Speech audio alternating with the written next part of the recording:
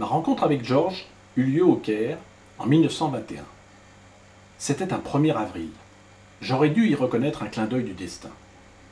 L'histoire de cette rencontre qui allait bouleverser ma vie commença la veille, très modestement, presque accidentellement. Je venais de finir ma journée à l'agence, la grande succursale de Thomas & Cook & Son, située en plein centre-ville, près des jardins de Lesbecquier. Installé à la terrasse du Grand Café, je profitais des derniers rayons du soleil sur les palmiers, les sycomores et les mimosas du parc. Il faisait bon. C'était le meilleur moment de la journée. L'agitation de l'agence, les clients insatisfaits, la susceptibilité du directeur, tout s'estompait déjà dans une légère griserie.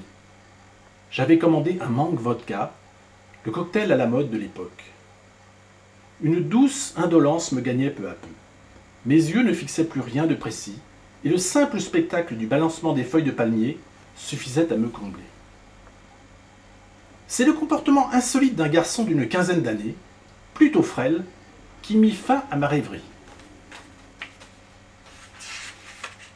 À première vue, il flânait de l'autre côté de la rue, avec une nonchalance propre aux jeunes de son âge. En le suivant des yeux, je m'aperçus bientôt qu'il empruntait un itinéraire précis qui le conduisait dans les deux sens sur un bout de trottoir soigneusement délimité. Il parcourait une cinquantaine de mètres, puis, dès qu'il atteignait une ligne invisible, connue de lui seul, il rebroussait chemin jusqu'à l'autre extrémité du trottoir. Intrigué par son manège, j'essayais d'en comprendre le sens. N'était-ce qu'un jeu puéril, le passe-temps habituel d'un désœuvré? L'explication ne paraissait pas très vraisemblable. Attendait-il quelqu'un? Non. Il devait surveiller quelqu'un ou quelque chose. En apparence, sa tenue ne le distinguait en rien des autres jeunes des rues. Pieds nus, il portait une galabiée écrue, la djellaba nord-africaine qui ne laisse dépasser que les mains et le bout des orteils.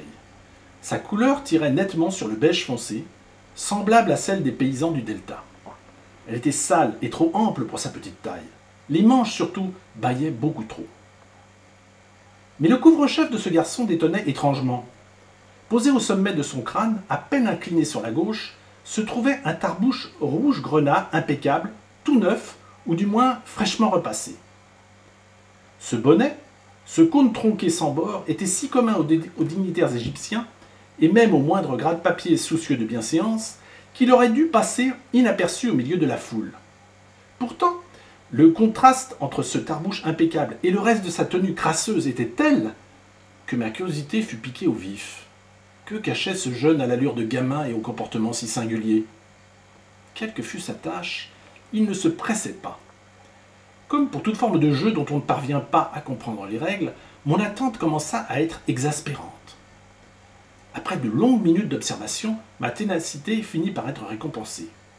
Je me rendis compte qu'il ne s'intéressait qu'aux Européens aisés, et de préférence fraîchement débarqués en Égypte. Il les reconnaissait infailliblement, même s'il s'agissait d'hommes qui, par snobisme, essayaient de se fondre parmi les notables de la ville.